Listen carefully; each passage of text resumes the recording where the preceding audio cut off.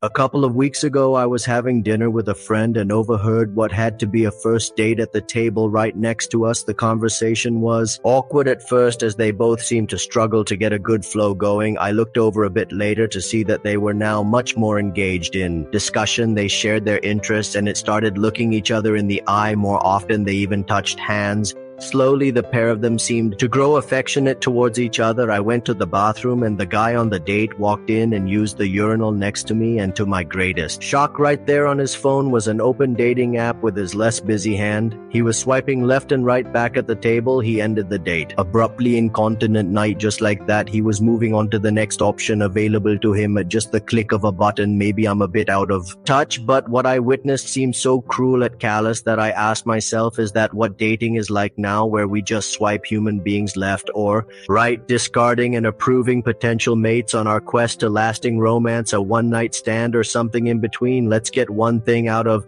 the way: first dating sucks and has always sucked. Every date you go on, whether from an app or a more natural arrangement, you set yourself up for the strong likelihood of being disappointed or disappointing someone else. You might get your heart broken when your love is unrequited, or have to tear someone's heart out when you're just not feeling it. You might say the wrong thing, or your date might not even show up.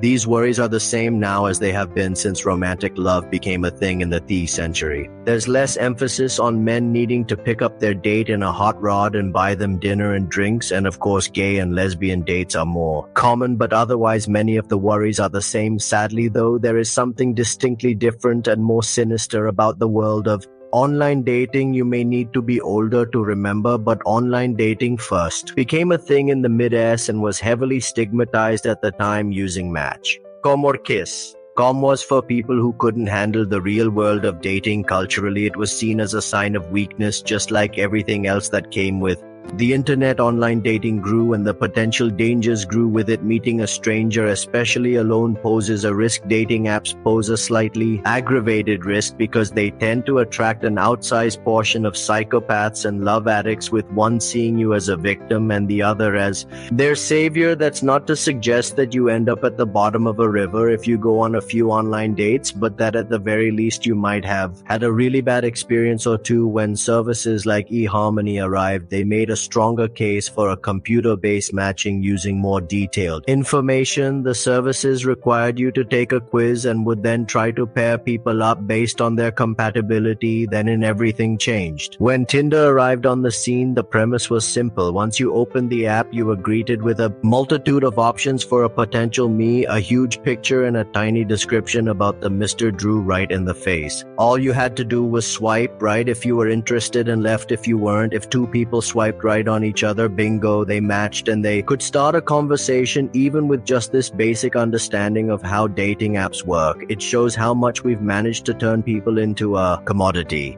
This swiping feature is much different than flipping through products of a carousel ad you might see on Facebook or Instagram, or sifting through the different brand names in the grocery store. Right, left.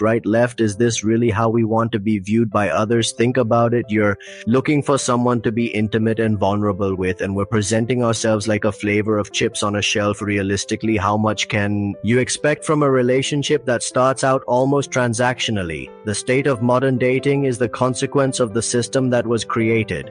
Dating on these apps is now ruthless, with ghosting, no-shows, and hostile and inappropriate messaging being much more common. Meeting up with someone on a dating app is no different than trying to buy or sell something on Kijiji. If one of the parties loses interest, they typically just don't show up. No message, no courtesy call, they just move on. This is bad enough when you're trying to just buy a product, but much worse when the product is your time, attention, and emotions. When an app treats people like products on a shelf, this attitude rubs off on its users. You're not swiping right on a human being, you're swiping on a product, and if that product doesn't seem desirable anymore, you discard it. And these are the factors of dating apps. Before we've even considered how their algorithms factor in, although Tinder insists it doesn't use this system anymore, many of the card-based dating apps use the desirability score, or ELO. The more you match with people you swipe right on, the more desirable you're considered. The app then pushes your profile to more people. This process has little to do with making a match. The goal is to keep people on the platform by dangling desirable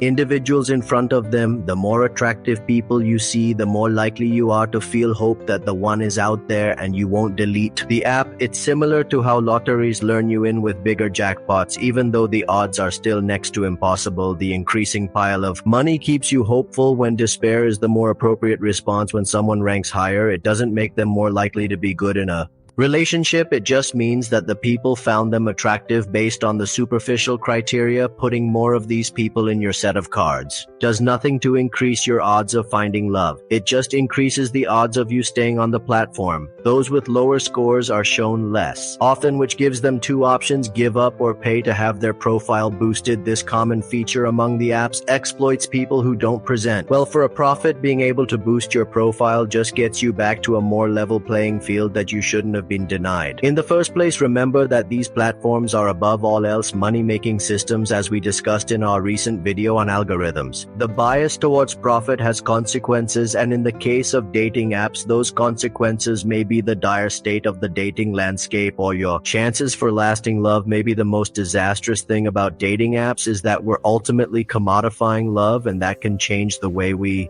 view and experience it. When we're attracted to someone, our brain releases the chemical dopamine as a reward response. Online dating apps train us to constantly seek this dopamine hit from attraction or lust. Then when we're with someone, we're no longer getting that high of attraction. We know it can easily be found on an app in our pocket. All we have to do is ghost, deceive, or abruptly break up with someone in order to get it again. Even just looking at an attractive person on your app will give you a hit of dopamine, making loyalty to a lover much less appealing. You get hooked into a reward cycle. It becomes addictive. Just as you get a blip of joy from a like on social media, you get a hit of dopamine from a match on Tinder. It keeps you coming back even if you have found someone worth keeping.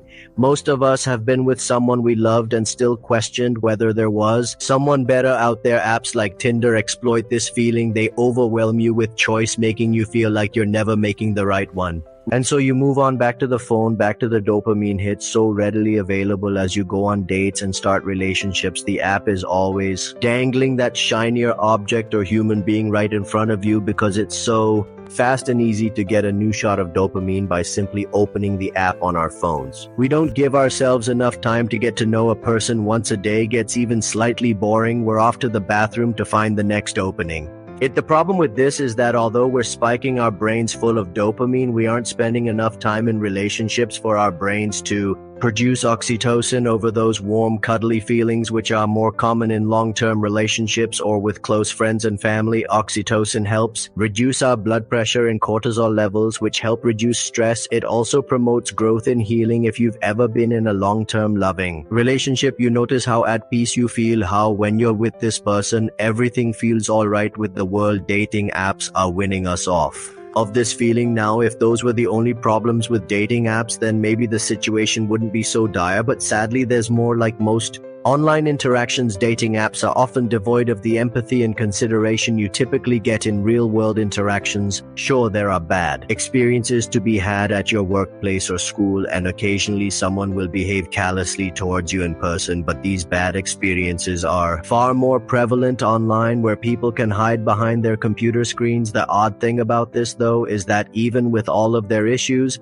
dating apps seem to work. People do find long-lasting relationships on these platforms, and of course people looking for hookups find that too. Meeting people in real life is hard, maybe harder these days than ever before. When you meet someone in real life and want to ask them on a date, you're taking a big risk, and we're all hyper aware of that risk. Well, most of us, if you ask a colleague or appear on a date, for example, you're more likely to face some level of scrutiny. Now, even if it's small, and if you ask for someone's number in a grocery store, well, maybe you become the weirdo people complain about on Twitter. Considering this, it's not hard to see why people want anonymity in their dating life. Still, these dating apps don't need to be set up algorithmically to encourage cruelty or gouge less desirable people for money. Instead, we should empathize, getting to know someone before a date and caring about them as human beings first, not just another item for sale at the nearby big box store. To do that, though, we need to crack open the black box. Thanks for watching.